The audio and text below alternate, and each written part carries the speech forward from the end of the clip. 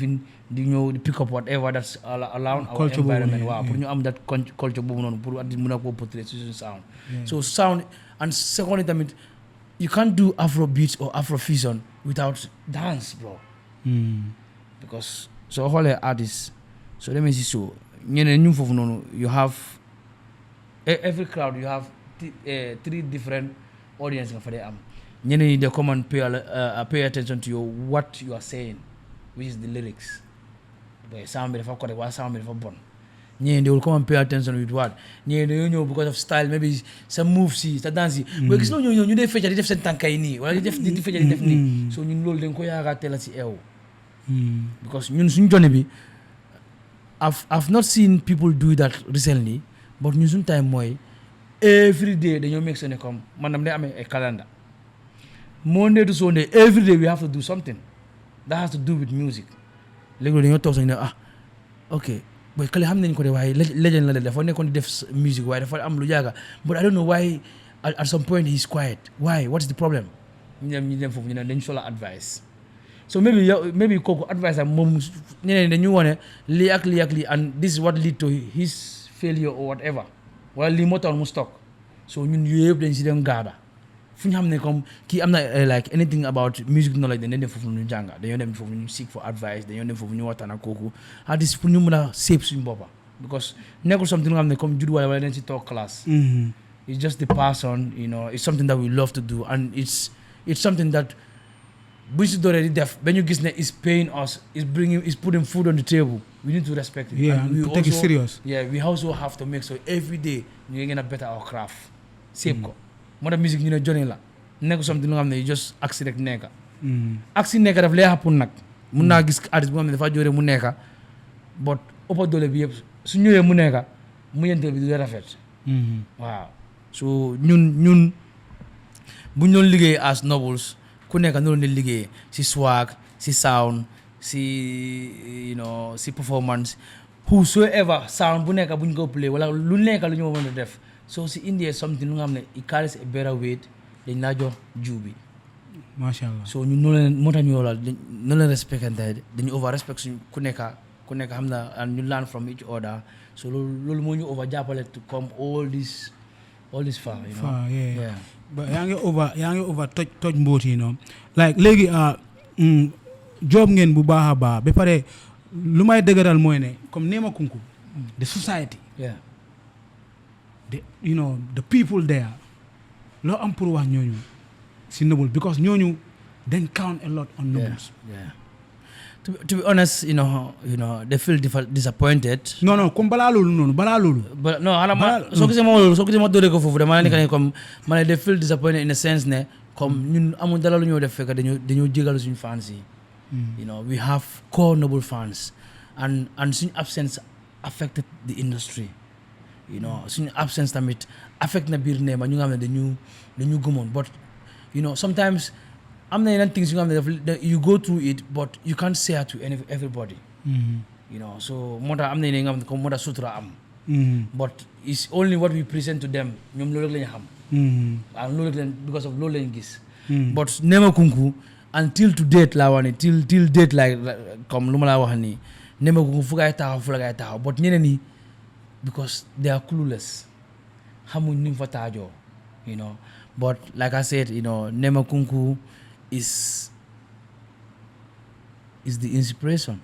because Nema Kunku ñooñu taxawal fekk kenn taxawal ñu Nema Kunku ñu téye ñu puus ñu balaa outside ñu puus imagine ñun suñ first I think appearance around the industrial area was through Ahmad Viper but bu Nema Kunku génnee support ñu pour ñu ñëw si sooy Somebody Unstoppable boobu noonu bu Viper foofu la ñoom perform mu gis crowd boobu noonu mun nañu ne suma édition bu may def ñun la bu may def Alliance Franco I want you guys to perform after mu sax suñu tickets pour ñu jaay ko which I think is not a bad thing daf ñu jot tickets pour ñun tam ñu make sure comme even though su nekkee ñu ngi dem perform place nangam an kooku mu ñu jox plateforme but dañoo make sure ñu indi ko crowd and we did indi nañ ko crowd fans club bi ñëpp génneel si neen then from there I think yëpp si kaw rek now let's talk about comme yéen a start on woon yéen a first start campaign boobu feesal jàkkaarloo let's talk about that event one of the biggest events bro fàttewuma de feesal jàkkaarloo bi bro boy ambiance bi noise bi campaign bi dëgg yeah hanga sometimes you know hanga when you have your own plans but sometimes danga solal come some things they just come up without being planned you know so more sometimes you know music journey that, you know you don't expect everything to work like you planned you understand ñun buñ defee fill up jàkkaarloo sold out you know everywhere went crazy you know nit yi génn nañ turn up from there ñu ne gane straight pencami because ñun time mënu bëgguñ even di xaar sa affaire project we just have to give them hit songs ñu dem ñu ambiance ko so buñ demee pencami sold out pencami ñu war na dem stadium bi that was the time when the label came so label bu ñëwee ñoom they came with a different direction you know with a different approach you know and ñun we feel ne okay yeah we wanted it because ñun buñ demee Guinée-Bissau second time pour perform bi Guinée-Bissau dañu indi si stage bu nga xam ne comme a crowd of more than 50,000 people ñu nga xam ne full stadium même fees that was our first time ñu ñëw pour perform foofu but sant yàlla ñun dañ njëkk a dem sound check so when we went to the sound check ñu comment we realized that our sound output it doesn't match the sound output bu nekk di play si stage boobu noonu waaw so ñun foog ñu dem si engineer mu make sure comme mu boost suñu tracks yi pour to fit to perform on that stage and mastering bi baaxutoon dafa des suñ quality bi waaw dafa des so ñun bu ñu ñëwee and kooku ku ñu invite si event boobu noonu he was doing his 50 years anniversary in music he was more of like the legend like the Charles to Baba Justinio he was more of like Jaliba Kuyate so kooku bu ñu invité and si biir setam la ñu dugal xam nga imagine nga invite xale yu ndaw from another country nga dugal sa biir set yow foo dugal di rest dina pare ko jël break ñun foofu la ñu introducer so ñun suñu sound bi si baaxutee will not fit in so si leen dem ñu buus so bu ñu buusee loolu label bi came with that approach we bring international producers for you guys to work with you know bring international directors to work with you know and for now boobu moo change woon so loolu bu ñu dooree di invest loolu and I think direction have changed to loolu doole record songs ñoom tamit I think they have their own timing when to drop kañ lañ ko bëgg a release so imagine after pour indi nit yi ñu fly ñëw fii nii pour ñu shoot loolu moo tukkoon the whole long process and moo tax ñu quiet for some time yes loolu mu ñu xawoon nëbboon tuuti because ñun dem nañ ba ñu invest dugal xaalis yu bëri si loolu Covid came waaw dégg naa travel dem nañ Nigeria dem nañ artiste ñu network dem nañ Nigeria gars yi doon feature suñ vidéo yi on MTV base you know Trace Africa so network nañ liggéey nañ artistes yu bëri meet nañ artistes yu bëri some of them they want to work with us but due to the time frame bi we could not catch up but we have contacts because we keep contacts so si nañ contacts ak yooyu noonu but we could not you know execute them because Covid came when Covid came Covid daf ñu cripple bu dafa fekk ñun yëpp dugal nañ suñu xaalis label bi dugal nañ so much investment dugal nañ xaalis when it comes to production branding bro for the first time nga war a dem on a media tour in another country you have like a media consultant ku nga xam ne dafa toog maybe ma toog nii comme nu ma nekk di amal sama podcast bi nii su ma àggee kii dama génne sama book ak sama pen moo ma ne ñu review like the interview or whatever lu ñu dem mu ne warloo def lii you shouldn't say this warloo laal sa kanam warloo def lii so you started pointing down writing down your mistakes next interview so ñun we are prepared before we go to Nigeria so yooyu yëpp Sénégal lañ use Sénégal dem Sénégal seen media bi di dem interviews so foofu la ñu amee consultant bi mu ñu dem everything ñu ko jot down so loolu lañ master balaa ñu dem Nigeria bu ñu demee Nigeria God is my witness bro kenn musuñu waa all they were saying was you know how can we have this international artists ñu nga xam ne from the Gambia and nobody heard about them because the interview the presentation everything was smooth you understand so boobu tamit level bi ñoo ñu indi loolu ñoo dugal loolu si ñun but ñun tamit that was our first time experience you know yeah so moo tax loolu moo ci ñoon ñun suñ plan yi dem stadium wala fesal waat it like it change loolu moo cause on the turnaround you know but we had that plan also with the label but ñoom tamit they have a better like a different approach that we are also interested. That was more of pushing on the international. So the Fandro COVID more turn around everything for you guys. Yeah. We dropped the EP, Bukanum EP, we dropped. It was not part of the plan. Lolo improvise la one. Because then when you record album bepare, amun director we fly, mu ñew Gambia sub video. Amun tamit a producer ku ñew mu ne fa ñew master album because of there was no traveling. You know going out, you know coming in. So suñ borom level bi mën nañu ne yéen sa seen boppa su nekkee góom ngeen seen boppa bu baax a baax bala nga ma wax album dem la ngeen def an EP with your own cultural songs so daf ñu ko sas ñu ne ko mu ne waa ñu ne ko no worry mu ne everything I would just moom dafa mix ni mu waaya xaalis bi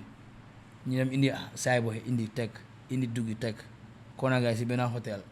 every day ñu record noonu lañ ko that's how we come about with this Bukanum EP but it wasn't planned. So dafa ndro yeen seen main songs seen main collabs ak songs yooyu yëpp génn amut ba léegi we have a video with Inyanya génnut because dañ ko shoot but because of time frame bi covid bi di xaar after ñoom level bu ñu paree pour génnee ko it was already over 3 years ñu ne ko ñun mag nañ loolu suñu dreadlocks yi ñu ngi ndaw but it was a mad video bro it was a crazy video but so xoolee because ñun all they did was okay these guys want to shoot video who are they they're artists from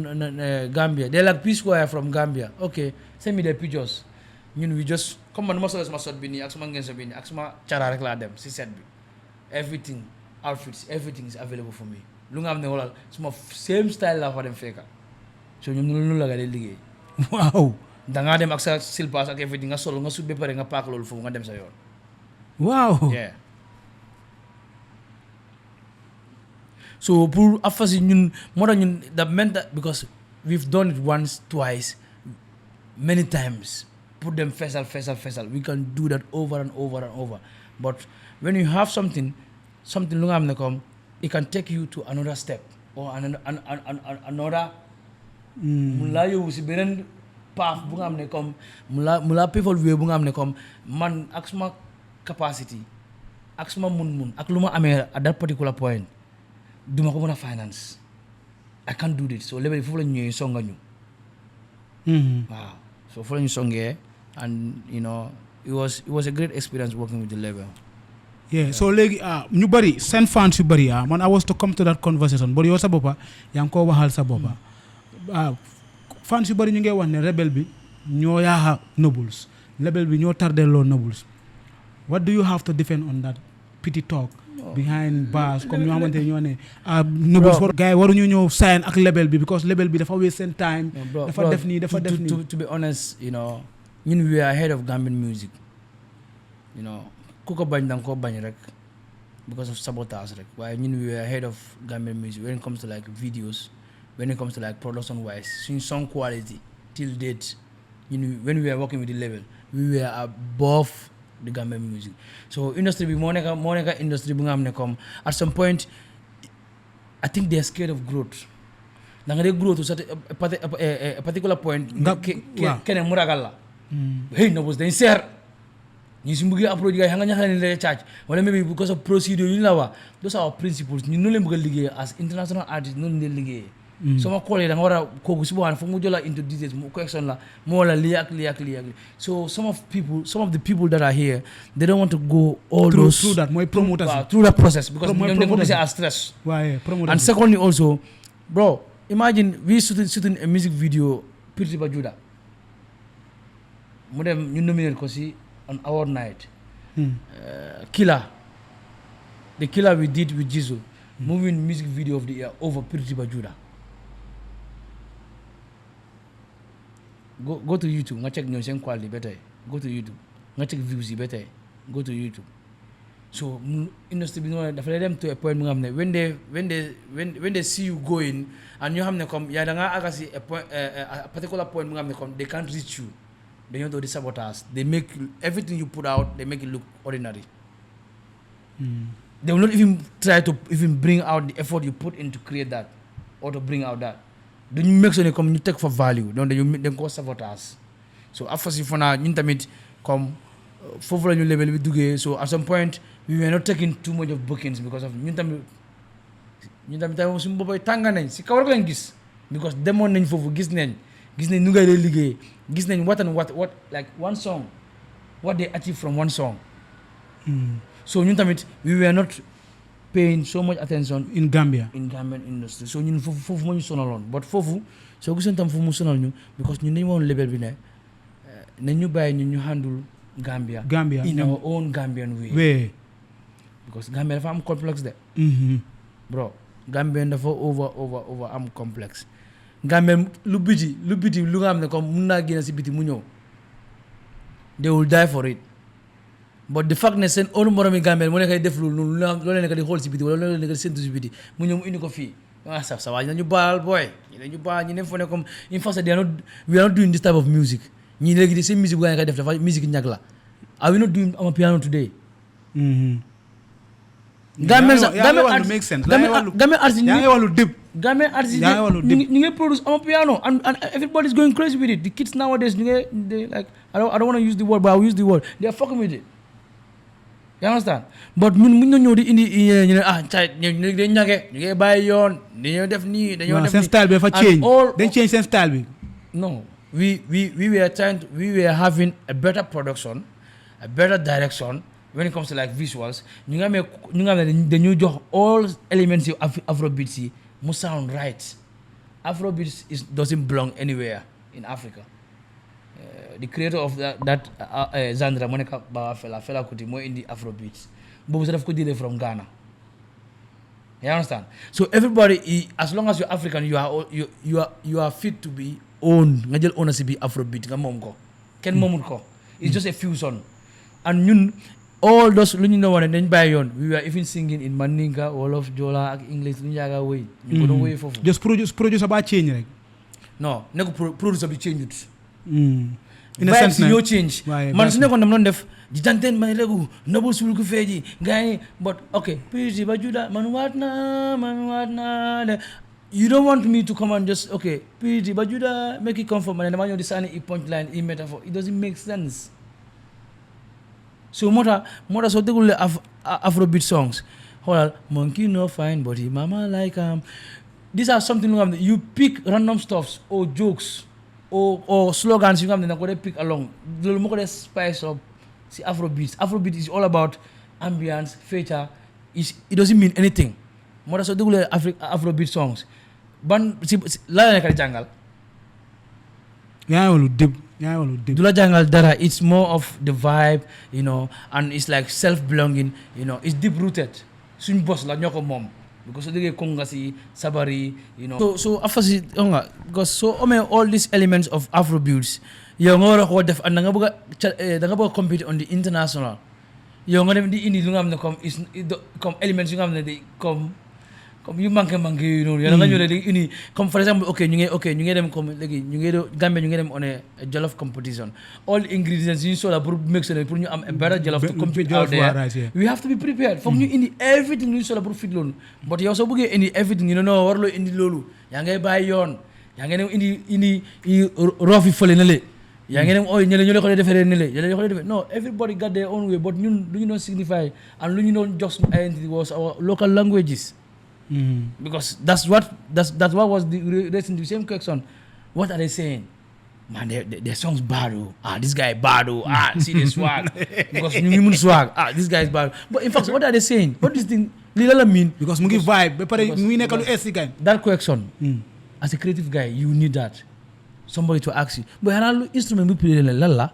But how long means it means they are listening. So lolu, some other way meaning you go and just you will deep digger. You will deeper to understand exactly what do you want to understand out of that. So people hear things but only a few understand. And understanding you can teach people to understand. It's only people that have good consent and better understanding you understand. Ak ñu xam ak ñu pare pour jànga but ñeneen ñi they feel ne the fact ne ok am nañ platform wala maybe am nañ caméra teg suma site def lu ma ne maa moom suma internet I'll just come and say waaw and si dëkk bi loolu lañ def dëkk bi you will just achieve something they will never celebrate it. It's hard they will celebrate lu nga xam ne big achievement but dem nga def controversy lu nga xam ne something lu nga xam ne comme it's kind of off. Everybody will talk about it. And nekkuñ si dëkk bu nga xam ne if at all countries like Nigeria the internet they get paid from Facebook, Instagram and all these app stores but yaa ngi si dëkk bu nga xam ne you don't get paid but you like to discredit another person's hustle. Da nga bëgg a downgrade somebody. So ñun all this while bu ñu si doon wane ñi dañ change yoon ñun we wanted to connect to a market ñun si marché boobu lañ bëggoon a dugga so marché boobu lii moo nekkoon cumukaay yow war a xam ne you have to carry them along to fit in to be out there. So we wanted to go and channel ourselves suñ amoon marché boobu noonu dañoo ñëwaat fii ñu def suñ own whatever lu ngay foog ne comme loolu lañu war a def ne ñu feel ne comme ñibbisi nañu waat ñu ngi Gambia xanaa jox ngay cultural song cultural EP jox nañ ko gars yi but suñ demee club dañuy play cultural songs yooyu they will not play them but those are songs yu nga xam ne they will back ne hey this is deep rooted bi moom suñ culture la bi moom nii ak nii because sound mu nekk dafa am own area bu ko war a play so ñun yooyu yëpp lañ xam so but we are so focused ñu focus si loolu to be honest we lost a lot of some fans ñun suñu bopp xam nañ ko dañ lost fans yu bëri ñeneen ñi don't understand but we also grab a new audience new market dañu amoon fans especially on the diaspora dañu amoon fans yu nga xam ne waaw bro ñun suñu bopp dañoo xam ne comme you lose something to gain something. You understand but label bi musta waste suñ time because label bi moo ñu introduce ñu liggéey ak the likes of Phantom ñu nga xam ne dañ liggéey ak ñoom Bona Boy. Label bi ñu introduce the likes of STG ñoo dem master album yi ñoom Davido ñoom Wizkid ñoom Bona Boy ñu xam the like of Tigé Widi there are too many people ñu nga xam ne comme through the label moo ñu jox chance bi ak privilege bi to work with those people or even share the same roof with those people. ñu ne share the same studio with Iñaña dem ñëw si studio bi ñëw toog xam nga mu ñëw indi ñu full butéeli Hennessy xam nga ñëw dugga si studio bi ñëw ñu indi ñu full butéeli Hennessy waaye he was so surprised that we don't drink ñun kenn du dee naan so mu disappointed mu ne oh no so it means not only me go sire for this studio tonight me say I no go drink mu dem naanu mu paako but after there's something lu nga xam ne comme is their culture if you bring a bottle or anything lu nga xam ne danga ko indi foog ku nekk mu laal ko mu bless ko like ku mu nekk mu wane ne comme Jonava suma xol bu set waaw we blessed the bottle but we didn't end up drinking the bottle so through the label lañ am all those experience xam nga but label bi dégg naa ne da ngeen produce songs yu bari bro ñaata songs ngeen produce ak label bi balaa ngeen a génne seen last EP I think ñoom tam lu ñu sonaloon ak gars yi mooy the timing bi waaw timing bi was because ñun loolu moo ñu jàppale ñun when we came to the game we don't joke with timing timing bi ñun try time bi rek ñu teg ko fa because ku nekk dafa am lu nga xam ne comme it's like we are all in the same football field but dama xam time bu nga xam ne time bi laay mën a penetrate ma mën a am dara. te yéen ngeen loolu ngeen understand ci Gambian market. Thank you. te ñoom they are not focusing in the Gambian market. Thank you ñoom they don't even look at the Gambian music as comme marché bu nga xam ne da ngeen si war a compete because ñoom dañ gisee as def ngeen you have nothing to prove in the Gambia and to be honest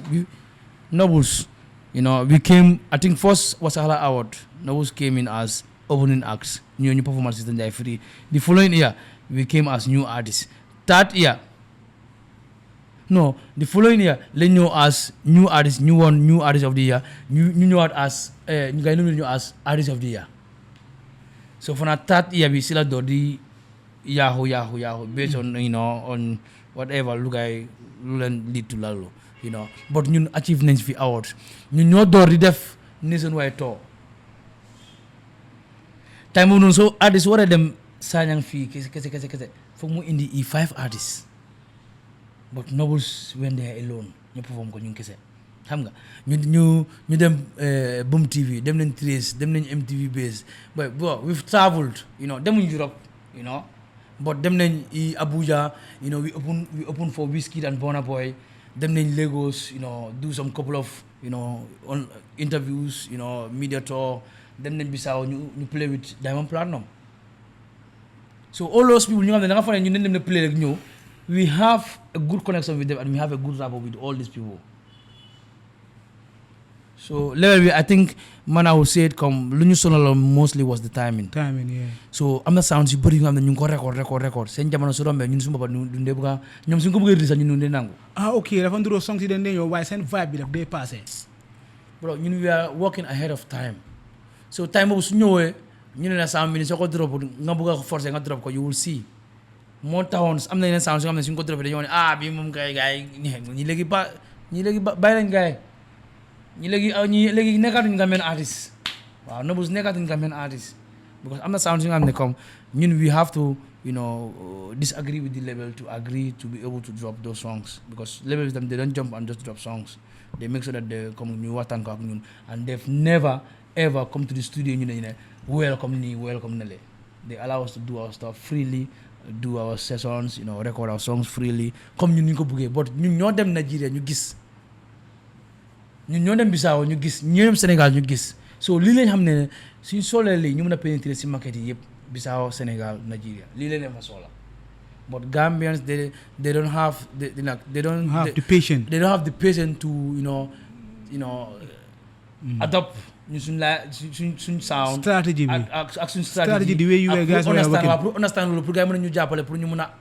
push loolu waaw but instead the fact that they don't understand so ñoom loolu is off but ñun suñ carrière yëpp as Nobus loolu demee ñun suñ carrière yëpp nii la woon because even bu ñu indee ji leewam bi ñeneen dañ woon ne sound bi is off because first time bu ñu indee ji leewam ñu ngi ko doon play si benn radio ñu ooy suñu gars yi yëpp tey jii dañu play tey si radio bi xam nga force up comme artiste nga yooyu noonu nga invest gars yëpp tey ñu ngi play suma track bi si radio bi gars yi ñëw gars yi wax suñu track bi all kinds of things but we take it as motivation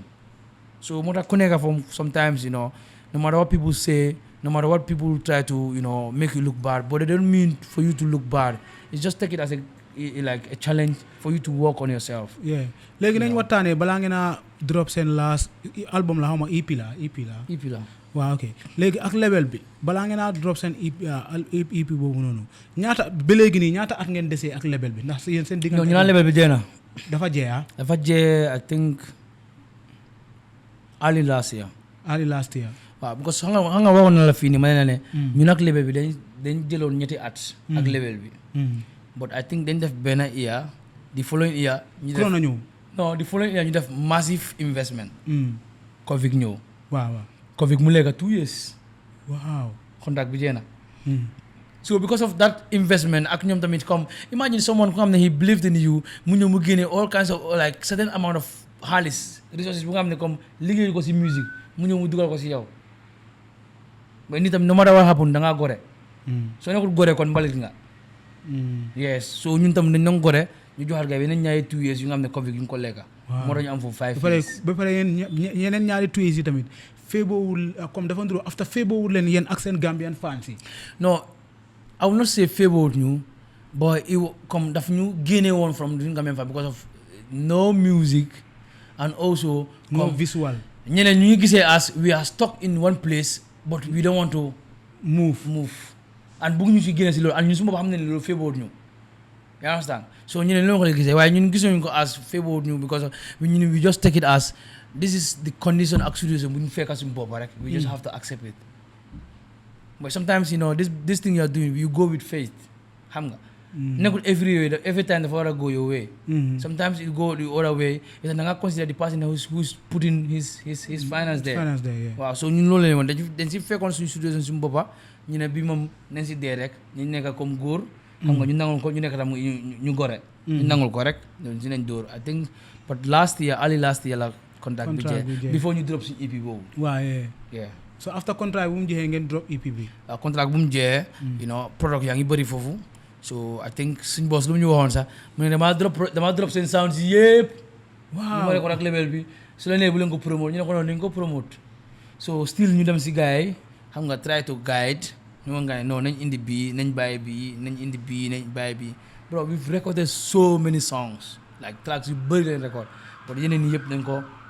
you know is the label's product you know ñu bàyyi ko ñu ne yi buñ ko release nañu release yi ñu release yi yeah. So yeneen songs yi moom dafa nduroo léegi label bi ñoo ko jël ndax comme da leen jëlaati songs yooyu. non label bi. So like songs yi AP comme like soo waroon na nata AP ñaata songs like 100 or 50 or ñaari album or ñetti album. waaw because xam nga label bi ñun lañ liggéeyoon ak gars yi ñu ne woon a jox label bi ñetti album. plus ku nekk mu jox label bi individual album like single album. yéen ku nekk. waaw ku nekk waaw. so loolu dafa nduroo seen solo carrière boobu da ngeen ko yàgg a decide. si biir seen diggante well before. aya muy drop moom EP. waaw dañ si yàgg a waxtaan because xam nga ñun tamit xam nga doomi adama si loo mun nekk tamit. foo nga xalaat fu suri. si future bi. because we've been together for over a decade. so there will come a time bu nga xam ne comme responsibility dañoo gën a escalate. waaw loolu doon handle yow kenn imagine so demee ba nga dool di involve other family started even building a family. foo nga am yeneen responsibilities yu nga xam ne comme you can't move it with the team. waaw so foog ñu am fu nga xam ne comme dañoo disconnect ñu connectaat loolu rek and we are not the first people to do that. ma laa fi dafa nduroo comme like that solo thing comme depuis time boobu ngeen ko discuss ne comme ku nekk dafa ñëw. waaw ñun dañ ko waxtaan ne booy fii nag su arrivé ba ak certain time su demee ba tàng ba ñu xam ne comme am na yeneen things si loolu bi mu ngi over heavy. foog ñu expand. foog ñu tap into another fan base. you understand because ñun yëpp groupe bi xam nañ ne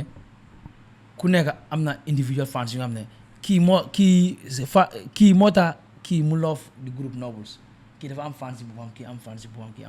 ñu xam ne loolu. so now imagine having you alone on a project.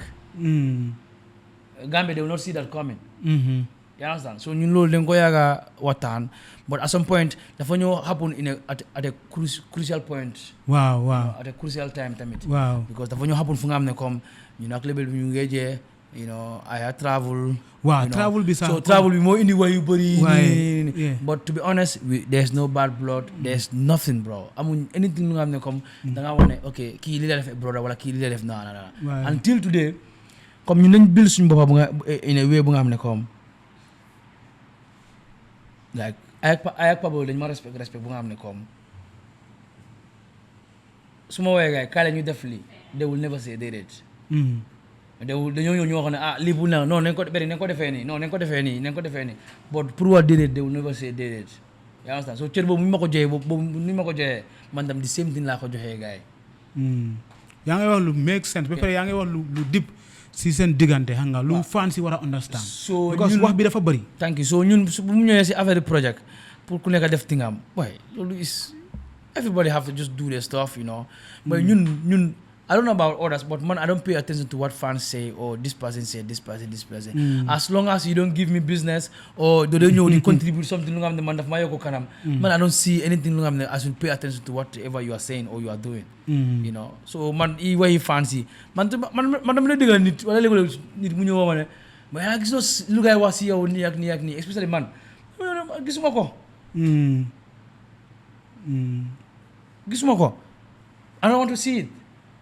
Because man, luma pay attention more on my craft, on how to better myself. Every day, that might make sense. Come, mother, buñ demee, dama delu la gannaaw tuuti. Buñ demee si daat Ousou Ndiaye senior. Ba mu ñëwee ne buñ demee meet, I think I introduced myself as a rapper and Pablo also did.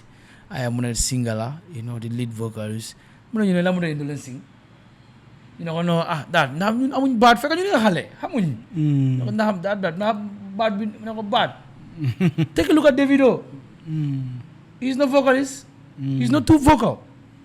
But sway because you just only thing you need to do is the format, the basics, on to hit on the right notes. Yeah. No ekedi ak no waxti. Lu rek la mo time mo kilifa ñu ne wone music yoon la soko xamé. But you will never understand ba nga tollu ci. So ñun dañ xam ne dañ achieve lu ñu war a achieve ba pare. So right now it's high time for us to expand. You understand? But si time bu mu happen I think moo indi chaos bi moo indi all this kind of money wahi because man tamit man to be honest man comme like I said bro man I try to keep my cool. But if you try to discredit my hustle to a point I put food on the table because of this. Man lii la take care man léegi sant yàlla ba mu bëri my biggest achievement is me marrying my wife. Teg si am doom. Because man su nekkoon séyuma du ma xalaat séy time bi. All suma focus dafa nekk si biir sound bi. Facts bro. Because man noonu laa mel man dara suma si nekkee dama day dem ba jee. Du ma dee xool bëti kenn wala du ma dee xool yeneen because of man I know I never allow somebody to drain my energy. Because man suma energy is too high pour nit mu war a ko drain.